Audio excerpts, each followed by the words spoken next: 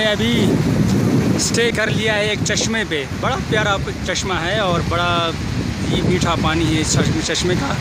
यहाँ पे हमने स्टे किया है। मैं आपको दिखाता चलूँ, ये वो चश्मा है। इसके पानी की सफाई आप देख सकते हैं।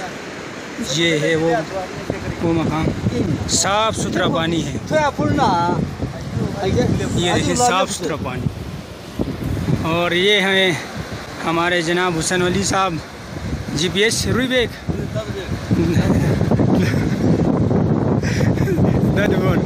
और ये हैं हमारे जनाब ग़ुलाम रबी साहब, GPS ददबोन। और ये हैं हमारे जनाब शाकिर शाह साहब, GPS बड़ी यार। और मैं ख़ुद GPS जुमियाबाद से। आज हमने वो काफ़ी रास्ता तय किया है कोटगली से हमने अपनी किताबों को अपने कंधे पे उठा के हम यहाँ पे पहुँचे हैं। ये कौन सा मकाम है? ज़ब है। ज़ब के मकाम पे हम पहुँचे। काफ़ी रास्ता तय करने के बाद मुश्किलात भी थी रास्ते में, हम बड़े थके हुए भी हैं। और थकन की वजह से इस पानी को, चश्मे का पानी देख के हम यहाँ पे स्टे कर गए हैं।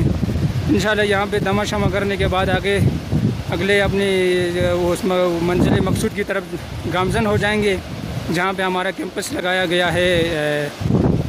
कौन सा कैंपस है? बड़बेक शमत आबाद चौचरगा में।